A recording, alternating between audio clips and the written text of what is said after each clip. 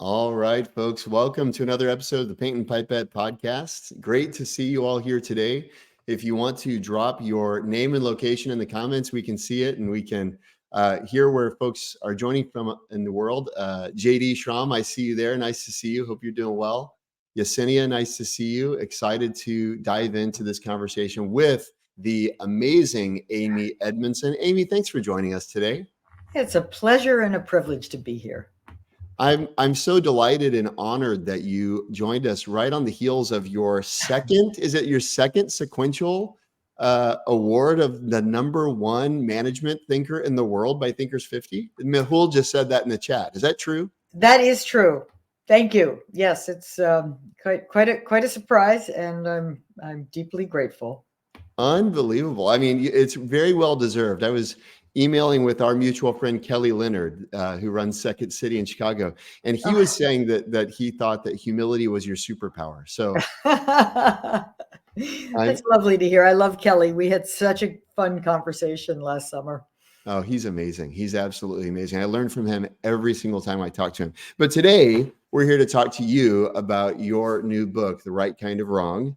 I was hoping we could have a little bit of a book sandwich, so to speak, where the book is kind of the middle, the meat, so to speak. I'd love for it to have some Amy bread on both sides. Where hopefully by the end, what folks who tune into the show know is that we love to talk with creators about their own process. So we'd love to do that at the end. But I thought it'd be fun just to start with a little bit of your journey. My understanding is that you actually started your research journey focused on the subject of learning. Is that right? That is right. For the organizational learning, not human learning or education-based learning in school, but why is it that organizations struggle so, and how can we overcome it, but struggle to change, adapt, innovate, improve in a world that keeps stubbornly changing? Yeah, folks are obviously familiar with my obsession with this topic. I mean, I'm absolutely obsessed, especially with the area of innovation in particular. We'll get there. One question that I had for you just to begin with is what drew you to organizational learning? I mean, it sounds like you kind of knew there were maybe faults or failures there. Or how did that become the focus of your early research efforts?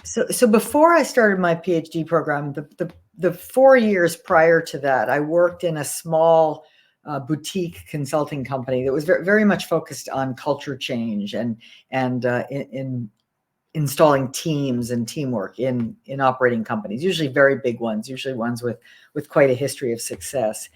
And I was absolutely intrigued by the work. I really loved it. I really learned so much about people and workplaces and just enough about business to be dangerous. And one of the things that just kept coming up again and again and again is how hard it is for organizations to pivot, to adapt. For instance, I spent some time in one of the major, big three automotive companies. And this was at a time in the late 80s when it was the writing on the wall was crystal clear that customers wanted small, high quality, fuel efficient, less expensive cars. And the big three just really weren't making them.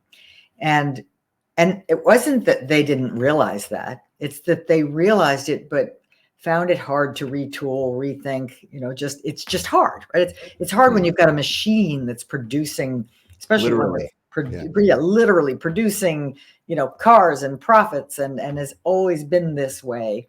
It's hard, even when thoughtful, well-intentioned people recognize the need for change. So that intrigued me, of course, because my, going into it, I just thought, oh, maybe they don't realize they need to change. No, they realized they needed to change. They just found it hard to do, both behaviorally and, more importantly, operationally, just from the complexity of their installed systems and processes. And so that struck me as a really important problem. And of course, like all academics, you take this really giant, important issue and end up studying something rather small and specific because it's the only way to gain traction. But that's why I was interested, because I met all these wonderful human beings who were frustrated by the inability of these large systems to be agile. Yeah. Was there any moment in particular in working with, say, the auto manufacturer where this idea around organizational learning kind of crystallized for you, or where you realized I, I don't know enough to answer the questions that are coming my way? Or how did you even Well, how did you decide to make the change, even to go perhaps pursue well, research? it's sort of yeah. So first, the moment, I'm embarrassed to say this because I think that there was a kind of aha moment, and that aha moment was, from the outside, right, as an outsider, my assumption, which is really stupid, was that these people just must not be very bright, right? They don't see what I see, right? Right. I see that, gosh, California seems to be filling up with those Hondas over there, and so that was a really bad hypothesis that I had, that these companies don't change because they aren't aware. Well, then to get in there, and I do remember that with some surprise, how thoughtful and observant these individuals were, right? So then it's like, okay, that was wrong, right? I So had that wrong, intelligence right? isn't the problem Right. here. Okay. Intelligence isn't the problem. It's more that organizations are challenging, right? They're interesting in a way.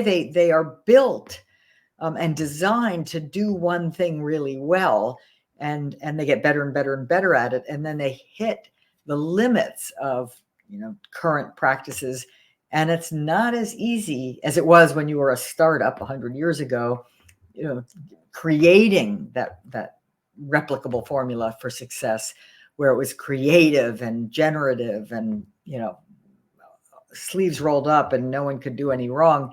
And it's just both psychologically and sort of organizationally, meaning from a systems and performance management and all the rest point of view, it's very hard to shift the ship's direction. Hmm.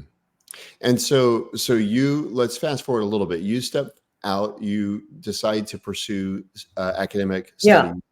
You're working for a legend, or with, I don't know what the right word is, but Richard Hackman, right?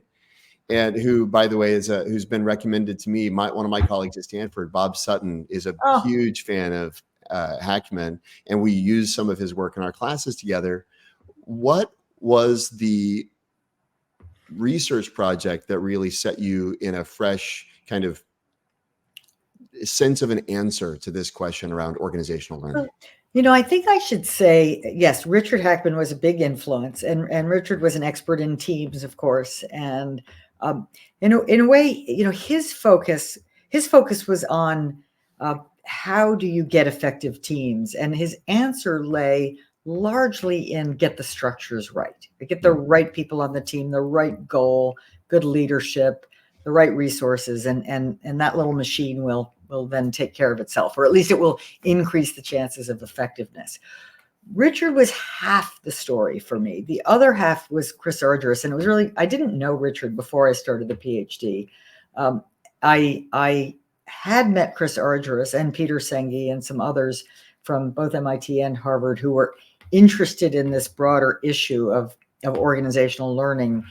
And Chris Argyris's work was on how we think and how we interact with each other in non-learning ways, like how the sort of mental programming and the interpersonal programming is utterly at odds with organizational learning, with our ability to make really better decisions in the face of uncertainty, and to draw from and really use each other's knowledge effectively. And so it was really the combination of Argyris and Hackman that led me ultimately to my insights around teams. And so but it was through Richard that I did get into the field in my first research project. So Richard Hackman had done work of cockpit crews in aviation settings, and really sort of looking at how those team dynamics could make the difference between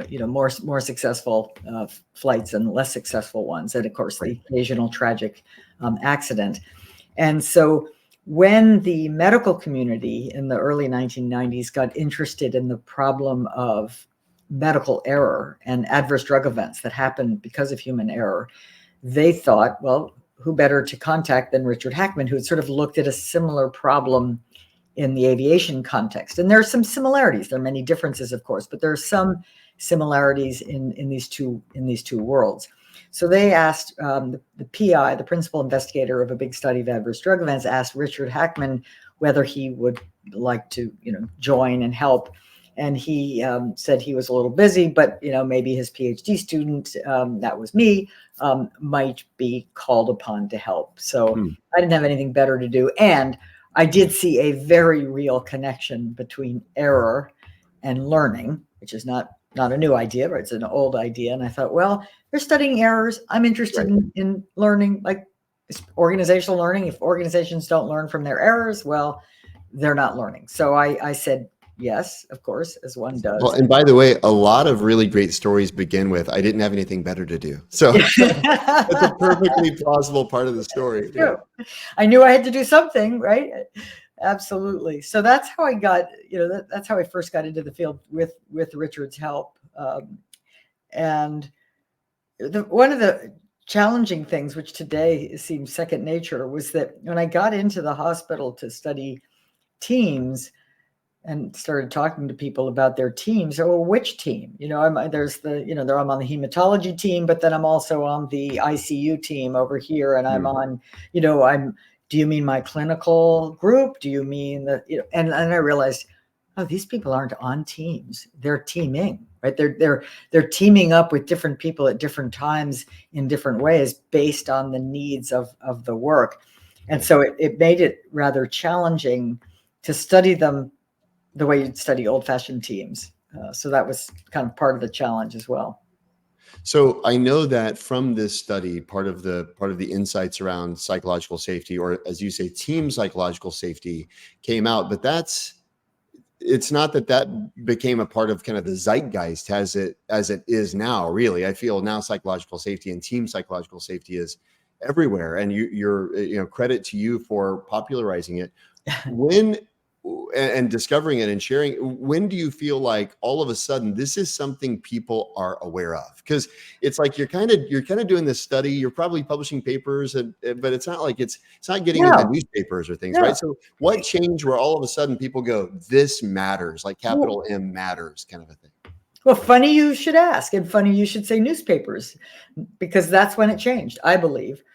In February of 2016, there was a very long and prominent and beautifully written article on Project Aristotle at Google, written by Charles Duhigg, and it was called "What Google Learned in Its Quest to Build the Perfect Team." Right? That was sort of the headline, and I had nothing to do with that study, but the long story short part of that study was that they used my measure, my concept of psychological safety from the academic paper, from one of the early academic papers I wrote, and they put that variable in the model in their study, and that was the factor that best explained performance in teams at Google. So that put it on the map, because it was, first of all, it was a great article and really well written with lots of suspense and so on, and then in the end, and it was New York Times, so it's quite visible. So then in the aftermath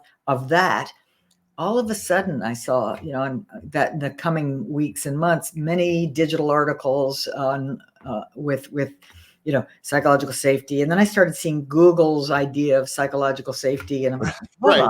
Wait, they didn't invent that. Yeah, and at around that time, Wiley, which is my publisher, reached back out. They said, your book Teaming, which I think I had published so this is 2016. We're now in sort of the spring of 2016. I published that book in 2012.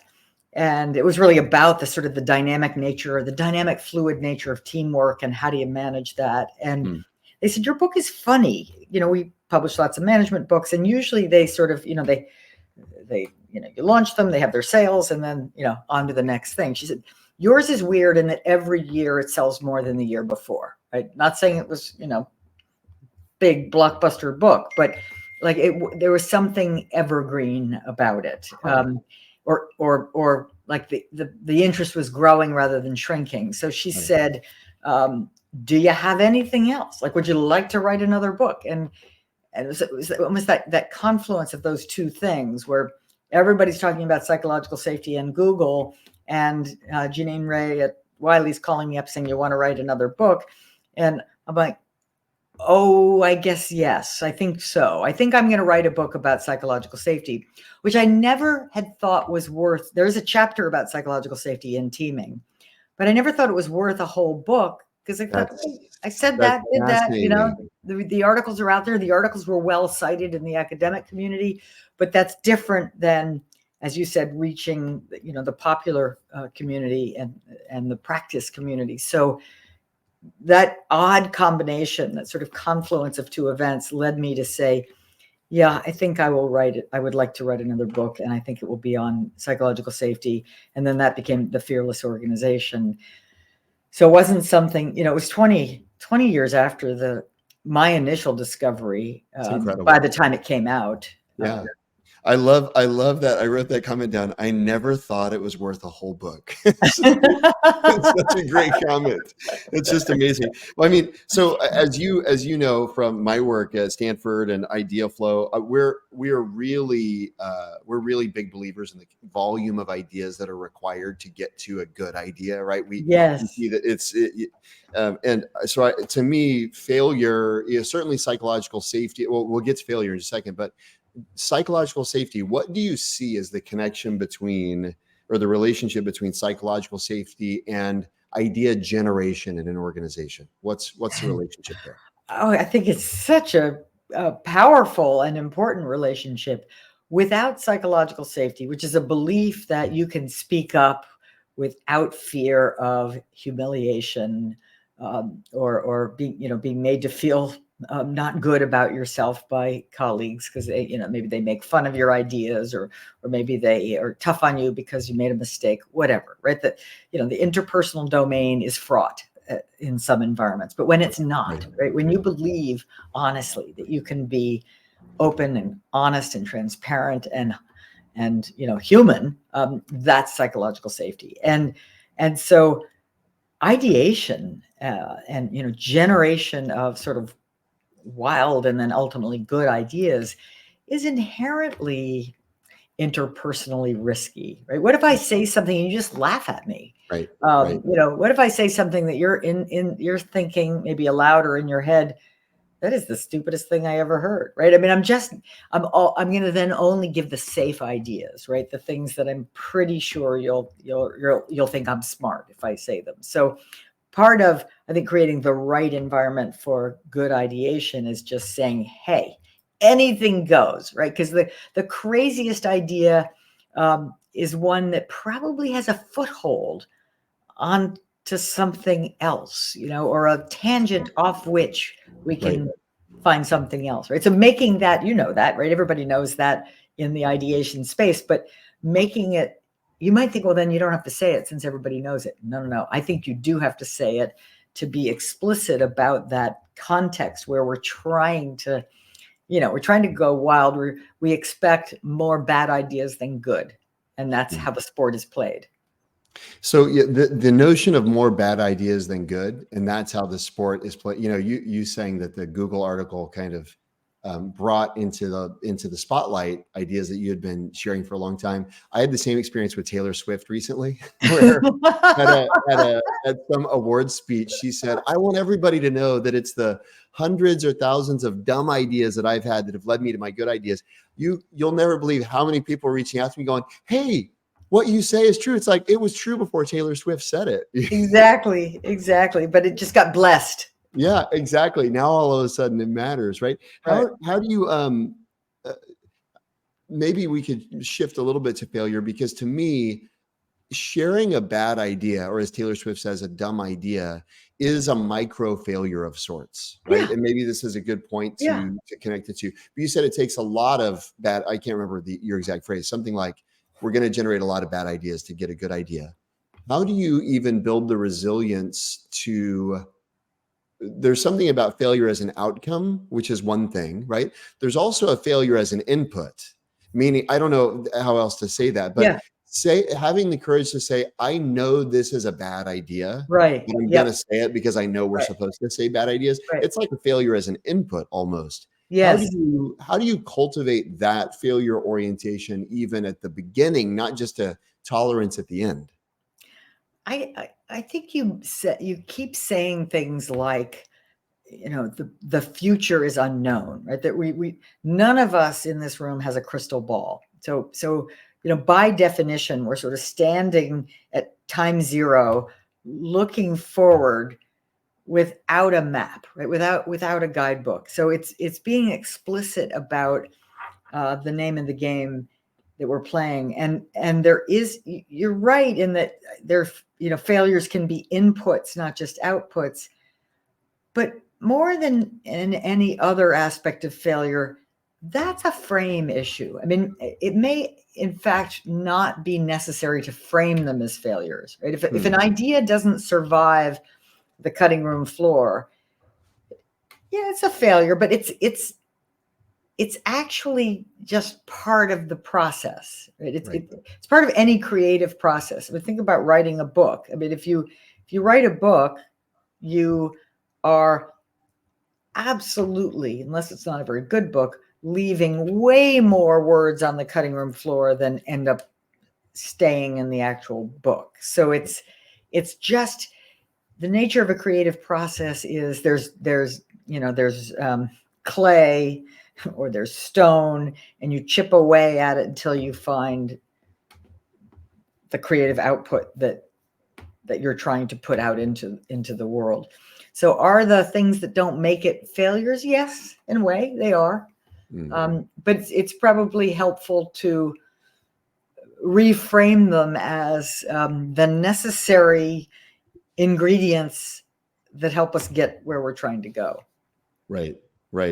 It's funny. I had an experience. I've got a newsletter, and I sent out an opportunity to join this kind of pilot of a tool that I'm building, where basically the purpose of the tool is to be like a brainstorm partner to help you come up with bad ideas. That's the purpose, right? And just because we know bad ideas, as Kevin Kelly said, right, a multitude of bad ideas is necessary for one good idea. So the point of the tool is and I shared a screenshot of the tool with my newsletter group, and the prompt I used was, how do I get my children? I've got 4 daughters. How do I get my girls to eat vegetables? And one bad idea that I wrote down was I could bribe them with treats. And I just had a screenshot of that in this email. Yeah. Well, I had a pediatrician write me saying, Jeremy, I really wish you'd use a different example, because giving kids treats. And I wrote back very politely, oh, just actually my girls do love vegetables. It's not even actually a problem in our house, but I wanted to have like a ubiquitous kind of a challenge. And she wrote me back and she goes, I can't say how embarrassed I am that my instinctive response was to say, I wish you hadn't used, but it's like, the whole frame of the thing is, let's come up with bad ideas. Right. And yet it's so hard to do it. Right. And the pediatrician is an authority figure, and the authority figure, even if you're just fully enlightened, right? When the authority figure tells you you did a bad thing, you feel bad. Oh, right? I apologize. And it's like, and I know that I was in keeping with the point of the exercise. Right. And it's, I don't know if you've ever seen the IDEO video, the Nightline video, but I always love that, Velcro pants, Velcro seats, right? This is the way that, to help the kids not slide out of the grocery cart seat, right? And and David Kelly's sort of Velcro pants, Velcro seats, like, no, you're not going to do that. But there's something there that is kind of useful or creative or memorable. That's so funny. Okay, so speaking of David Kelly, I mean, absolute hero of mine. Yeah, I wanted to ask you, are there heroes of yours when it comes to the art of, the right kind of wrong? Are there failure heroes that come to mind for you? And if so, what makes them a hero of failure for you? Well, let me start with the classic one from history, which would be Thomas Edison. And I have a little tiny story, kind of a classic story about Thomas Edison in the book, because he famously said to a lab assistant who approached the famous inventor saying, gosh, it must be so hard for you with all these failures. He said, failures? What do you mean? I haven't failed. I've found 10,000 ways that don't work. Right? So talk about a reframe. Mm. But he was clearly, first of all, he's kind of a failure hero because most of us would be sort of sick of it after 999 failures, let alone 10,000 failures. But there is this doggedness, and one can infer that he's learning from each of them, and making progress. And of course, he's also so wildly creative. I mean, the variety of inventions, from the light bulb to the phonograph to early motion pictures and so on, is just runs the gamut of things that one might think about back in the I mean, early. by the way, also the variety of materials in his, if you hear about his style, it's like got horsehair and sulfur. And he's like, Talk I have about no idea. bringing strange things together. And then also in his process, which we know him for his inventions, but his process was he also created really the first R&D lab, and the essential, nature of that is still informative or essentially used today, as you say, bringing in kind of diverse ingredients and being absolutely willing and enthusiastic to fail along the way, as long as you're learning from them. So that he's sort of absolutely a failure hero. And in more personal context, Buckminster Fuller was a failure hero for me. And he too was an inventor, but also an educator and a writer of books that were all, in various ways about helping us think in bigger ways and more whole systems ways, and thinking as designers, right? As designers who are here to use our problem-solving ability to make a better world. And he too was willing to have many, many failures along the way, and even to write about that as a natural and necessary part of the journey. And this is a man who was born in 1895, who became the fifth generation Fuller in a row to go to Harvard College, but the first to get kicked out for failing to show up for his midterm exams and mid-year exams. And he just really wasn't a good fit. He wanted to make things and invent things and do physics and engineering. And essentially Harvard in 1913 was about learning Greek, Latin, and government. So he said it was just not, he didn't feel like it was for him. And wow, I had no idea. Yeah. Okay. Yeah. You saying Edison and the number 10,000 kind of gave me a question. It was a fun idea for me. So another number and noteworthy hero of failure in my mind is James Dyson, right? 5,126 prototypes before the 5,127th worked. I don't know if you know that. I didn't know that. He worked for 4.5 years building a prototype per day until the 5,127th worked. Now, here's my question.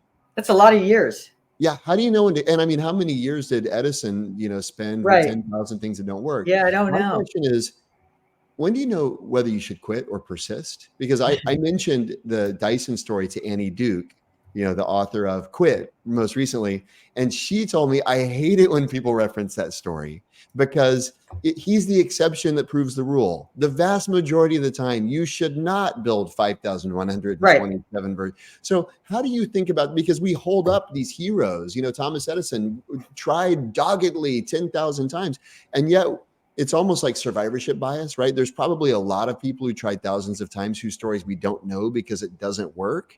When do we persist versus when do we go, you know what? I gave my best shot. I did it 1,000 times. Doesn't work.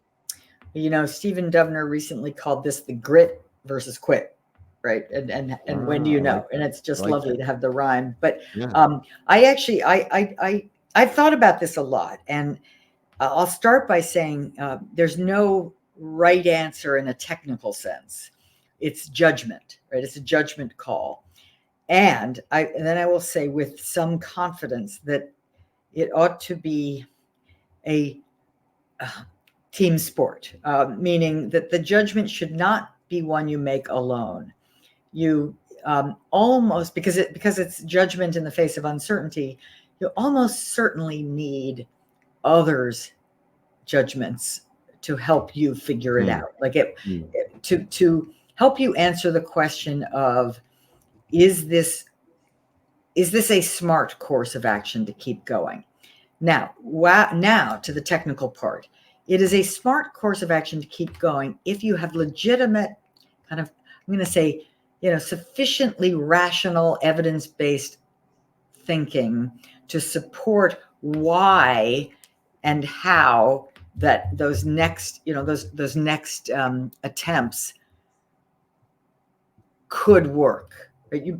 And it can't just be, if you're on 51225, and well, maybe 5126 will work. Well, that's Right. not a good argument, right? So let me illustrate my thinking with the Sarah Blakely Spanx story. Again, retrospective. So, but she was the founder of Spanx, fit shapewear, and first self-made billionaire, right? First self-made billionaire, or at least first female self-made billionaire. And she went to manufacturer after manufacturer, textile manufacturer after textile manufacturer, and they all turned her down. But she persisted. Of course, finally one said yes, and the rest is history. But here's how I think about that. Right? She believed, because of evidence based from her friends and sisters, that if you could make this thing for me, I want it. Like, people loved the prototypes. They loved the product. The hurdle was, I got to get a manufacturer to make it. Yeah. So that seems like a reasonable argument, that here's a clear hurdle.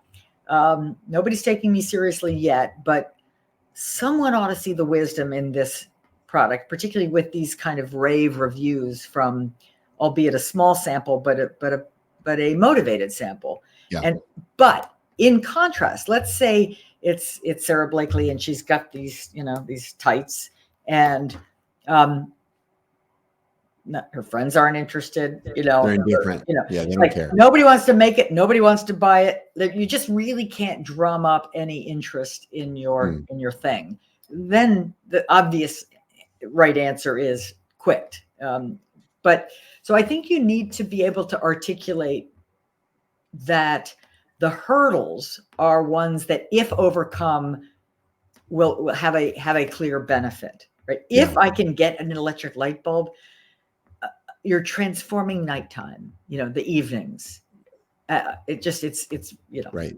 Truly. Well, and part of what you're saying here, I think the way we kind of position it in the design thinking kind of way of viewing the world is, there are different lenses that you have to apply at different times. One, in order for innovation to work, right? You've got technological feasibility, you've got economic viability, you've got human desirability, and your experiment can be oriented towards answering different of those questions. Yes. Right? And by the way, the different questions have different kind of hurdles and expenses associated with them. And what you just described with Sarah Blakely is a great case where, one, the desirability hurdle she had cleared. She knew that people wanted it. Then she moves on to the next question of, can I make it? And what I would say, where most people falter is, look at Google Glass or the Segway or, countless other, failed innovations where they said, can we build it first, rather than, does anybody want it?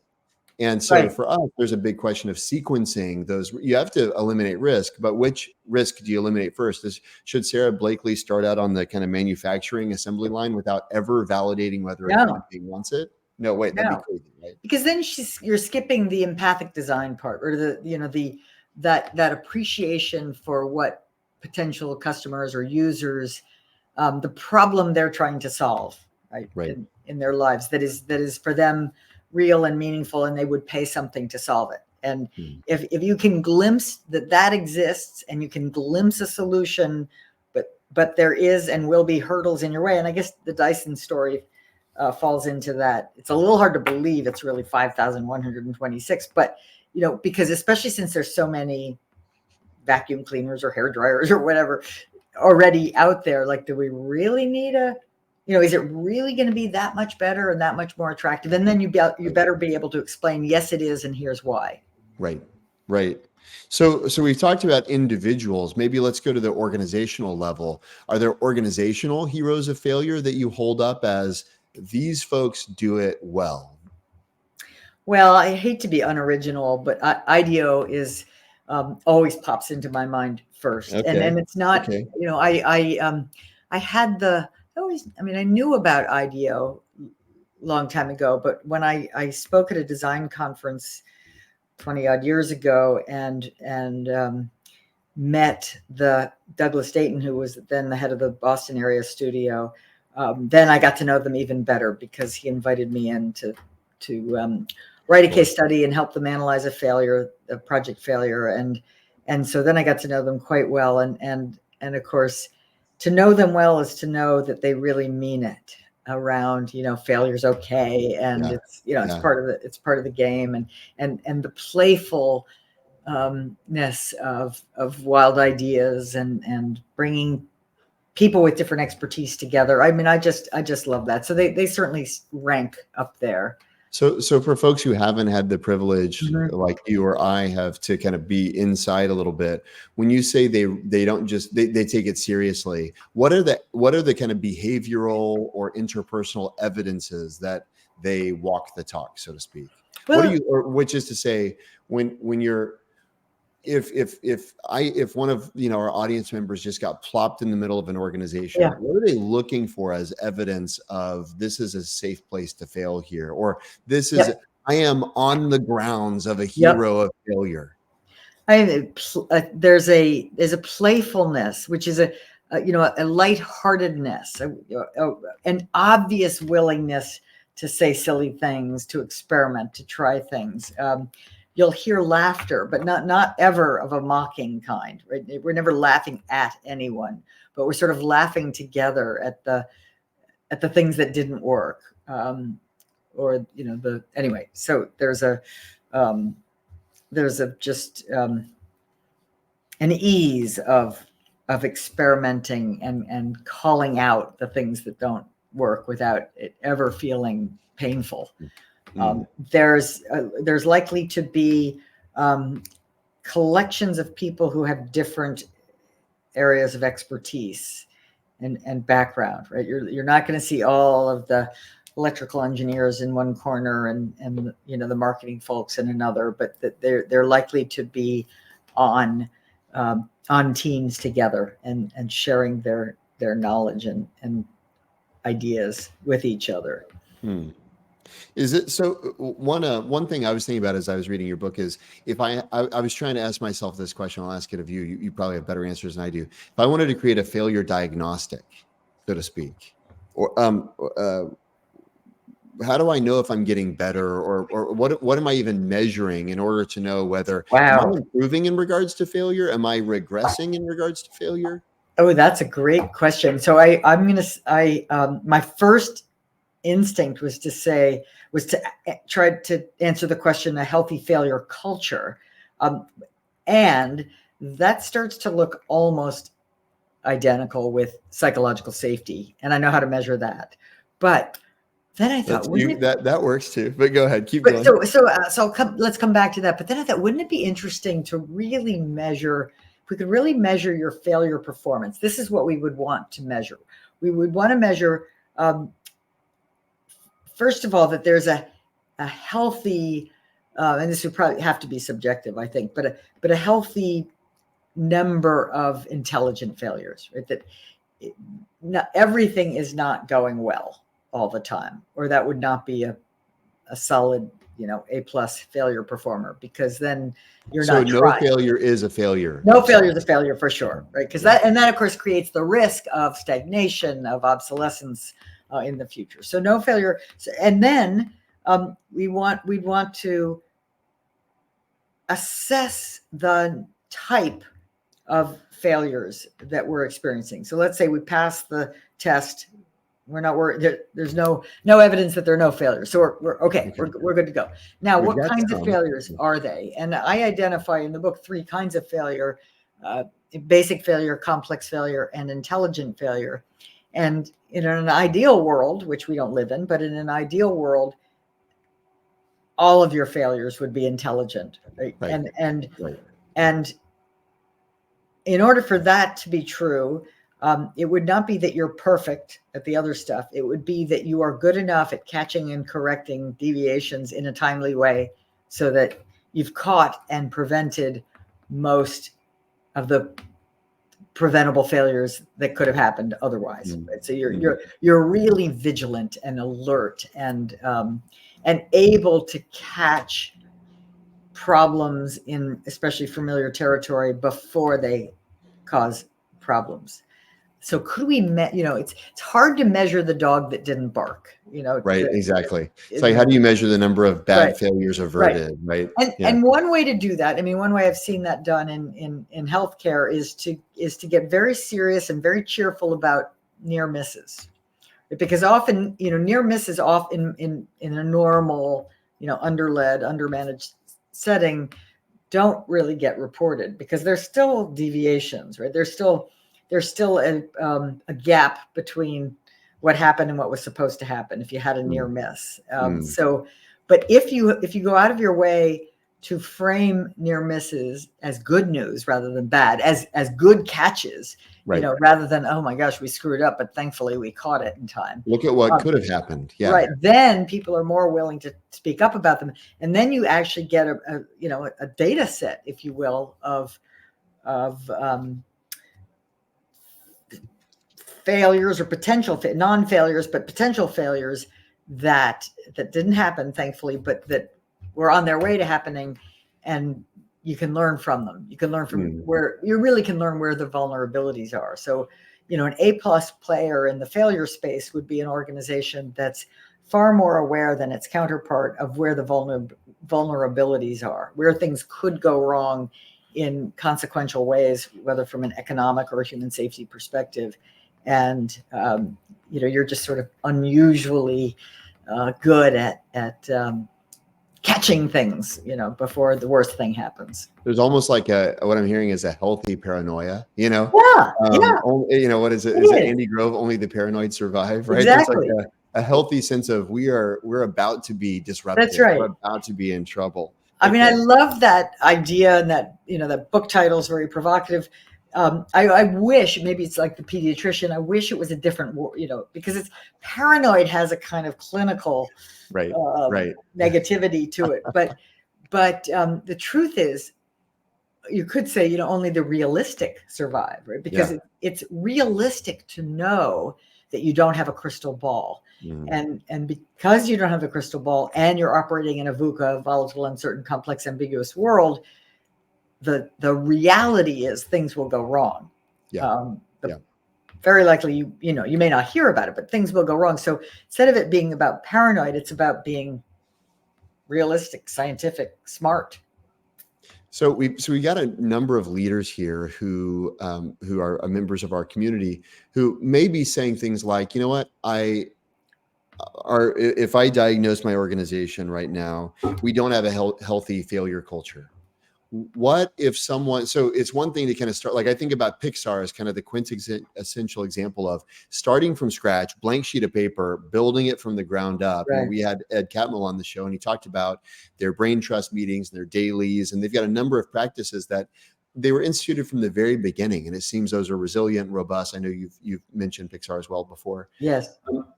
Suppose someone doesn't have the privilege of, or the luxury of starting from scratch.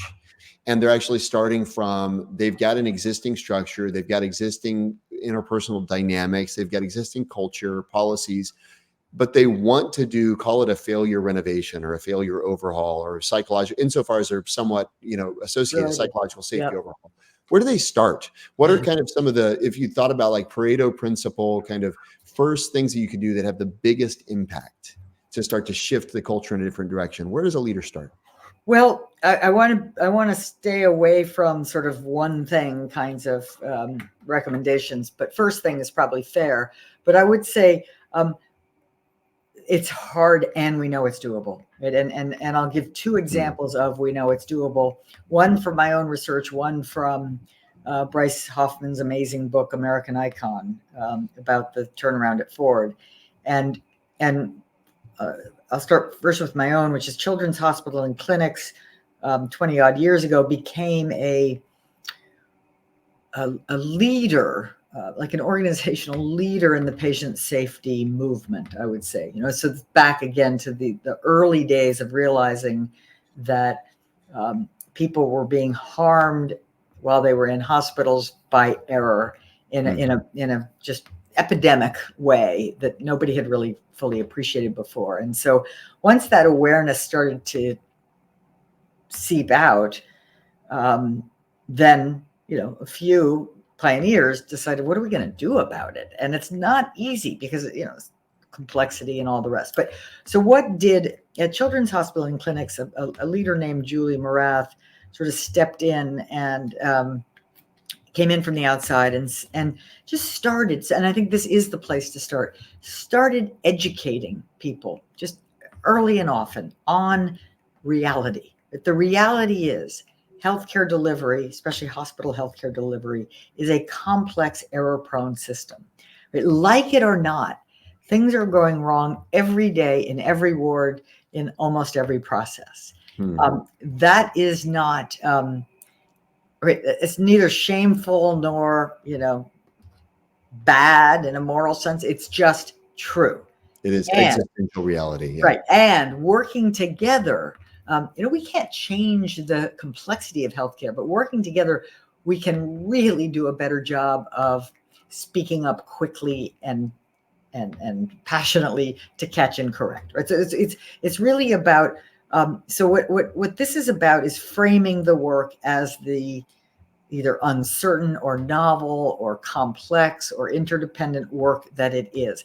Making sure we're on the same page, because the page that people are naturally, spontaneously on is the industrial era page, which is, what does that mean? Yeah. How do you define that? That means bosses have plans and targets, and it's your job to meet them, which makes sense in a reasonably predictable certain world. It doesn't make a whole lot of sense in a VUCA world. So you're trying to sort of reorient people's thinking. I like to say it's like, think like a scientist. Right? You don't have plans, you have hypotheses. Yes. You don't have certainty, you have possibility. Your job isn't to kind of evaluate people when they get it wrong. It's to help people make sense of ambiguous data and then figure out where we pivot next. So this think like a scientist is a pretty good rubric for painting reality in its glory, in its accurate glory, and why that calls for input from everyone, and why that calls for smart experiments, et cetera, et cetera. So it's sort of reframing the nature of our reality so that we can all get on the same page about the knowledge era, the digital era, whatever it is that we are operating in, and then structures, supports, and processes for people to do the work they need to do in a learning-oriented way. And so that will take a different form in care delivery, as in the scientific laboratory, as in intake forms. But you're inviting people in to make things work better in very specific ways.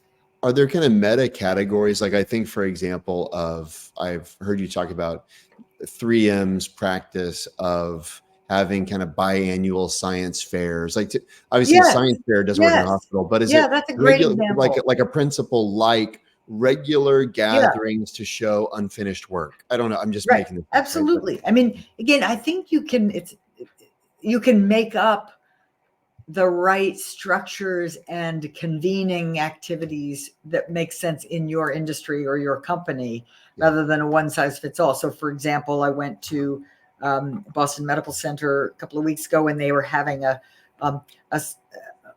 lecture and then a nice lunch around posters, where the posters were everybody's improvement projects. And walking around, there was like 45 posters from one to another.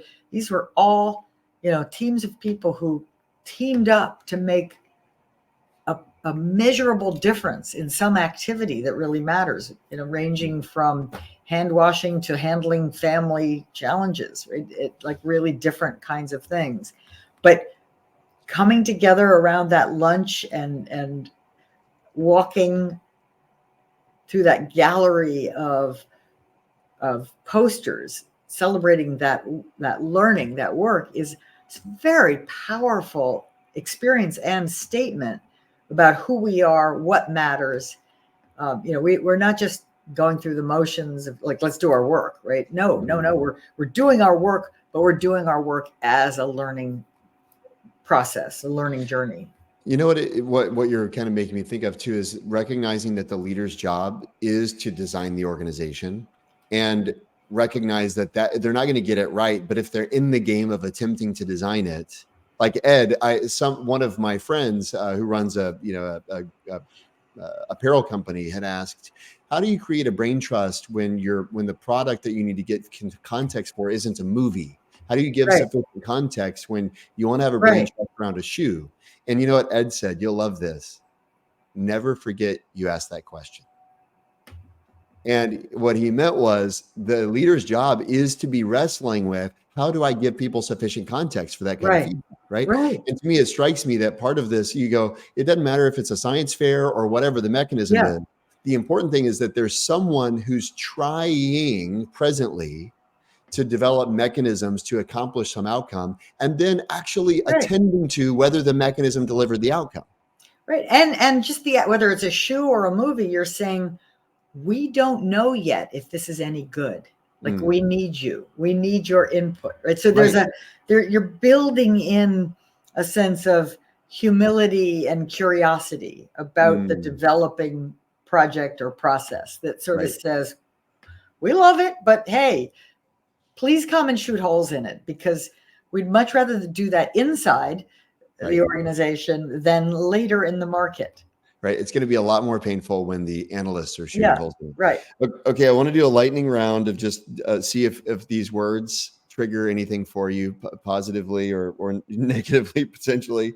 And then I want to hear briefly about your creative process. I'm just mindful of time here. Okay. First phrase, excruciatingly present. Effortful.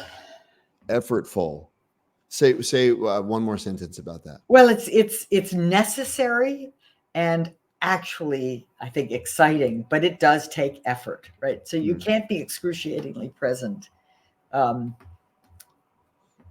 your sleep. I know that's kind of definition. Without effort. It does require. I love that. What about context is shaped by the level of uncertainty? Can you say more about that? Yes. So, context varies, right? And one of my pet peeves about much of the management literature, management advice, is it sort of often sounds like, I'm sure they don't mean it, but sounds like one size fits all. To me, one size fits one context. And what do I mean by context? Context essentially is determined by uncertainty and the stakes or the risks. And uncertainty goes from very, very low, as in mass production, to very, very high, as in scientific laboratory. And the stakes go from very high, as in human life could be lost if we get this wrong, to very low, as in I might be slightly embarrassed if you don't like my idea. And if you think about that landscape as two dimensions, if you are in the dimension of like very low stakes and very uncertain, have fun experimenting. Like go to town. There are no wrong answers yet. Just let it fly, right? This is ideation, little experiments, again, behind closed doors. Nobody in the outside world has to know, but that's the proper behavior for high uncertainty, low stakes. If you're talking about, high stakes and either medium or low uncertainty, this is all about vigilance. This is all about being hyper present and thoughtful and aware of what you're doing and why, and doing it well, right? Because the stakes are too high to just be all wacky about it.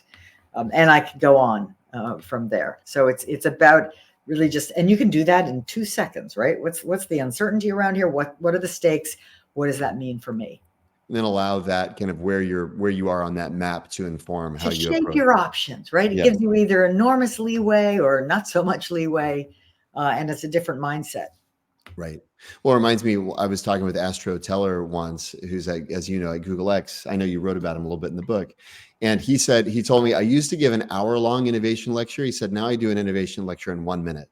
I go, okay, well, now I have to hear the minute. And he Yeah. goes, simple. He's like, everybody, he said, raise your hand if you would take a 1 in 100 chance at making $1 billion over a guarantee of making $1 million.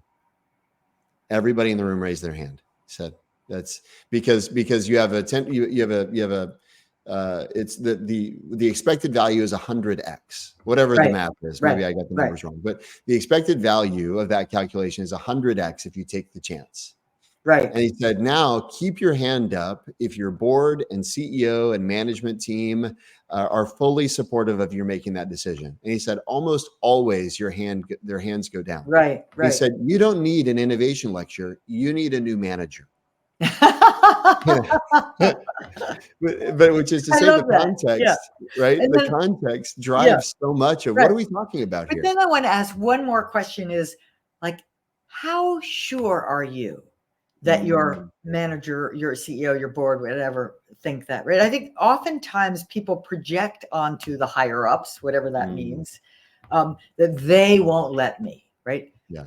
But what's the evidence? And have you tested it? Right? Or is this becoming a kind of self-fulfilling prophecy? Right. Yeah. That's a great point. Yeah. Okay. Last question for you. Tell us a little bit about your creative process. You can tell us kind of whatever's most important to you. Yes. But how do you either develop or document or test ideas for your creative output, which is obviously, incredible books? Thank you. Well, it starts for me. I'm a conceptualizer by nature, and that where I have to really work hard is getting my concepts connected to, concrete stories and images. I'm not a filmmaker, right? So I conceptualize more easily, and conceptualizing means I'm coming up with concepts and the relationships between them. I think about the experiences I've had. I think about the data I have. I get more and more confident that some of these concepts have legs. And then in order to write a book, you have to have more evidence and way many more stories. So then that's a search. It's a little bit of a search, both in my own experience and memory, and my papers and my research, and out there in not so much the academic journals, but in popular media, in books, and other things, where you're looking for a story that illustrates this concept well, and then I'm trying to put. Wait, it ends up being an embarrassment of riches, right? Because then I have to pick and choose which are the the doggy dogs, the best illustration of this concept. Thomas Edison's better than someone else, and so.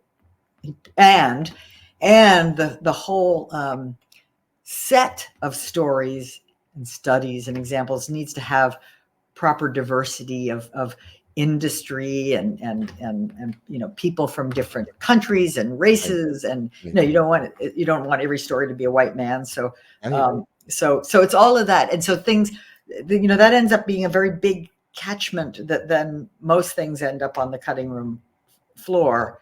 How do you capture them? Like, where do they? I was talking with an author last week who he keeps a physical shoebox with note cards. Wow. Example, right. Wow. So where do these stories that you're collecting live, and what makes the cut to get it in there? And that's a great question. I mean, I always start with paper, I'm sorry to say. But then if something is worth keeping, I'll type it up. And then it's living in Dropbox, in a folder somewhere. Sounds easily accessible. Although I do have a pile over here. I think it's ready. I'm ready to recycle it, but I have a pile of sort of failure articles that I've collected over the last 10 years. And I did go to that, and not too many of them made it in, but. Wow. But over 10 years, that's incredible. Oh yeah. Well, I've been thinking about this for a long time. One thing that one tactic that you'll like from our mutual friend, Dan Pink, he said that he tests material at dinner parties. And he said he'll just kind of toss it out there, kind of just like he's fishing almost, and just see, does it get a nibble? Do people pick it up? And he said if it doesn't get a lot of engagement, then he knows, I've got to rework that material. But along those lines, I just happened to read the book, The Widow Clicquot, a couple of years ago, which is the story of Barbe Nicole Ponsardin-Clicquot, who was the founder of the wine Veuve Clicquot, and Veuve meaning widow. And this is a remarkable story of someone who created ultimately one of the most successful and enduring businesses in France, and certainly one of the best brands around the world. And you think, oh, well, she must have just been, success after success.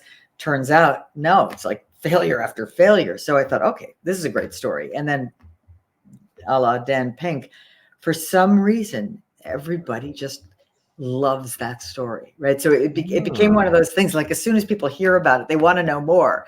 And maybe because this is a woman born in 1777, maybe because it's Champagne, who knows? But there is something about it that leads people to want to know more. Yeah, no, it's great. I mean, it's such a nice and simple way, I think, to assess the quality of a story or a principle is, do they pull on it? Do they retell it? That's great.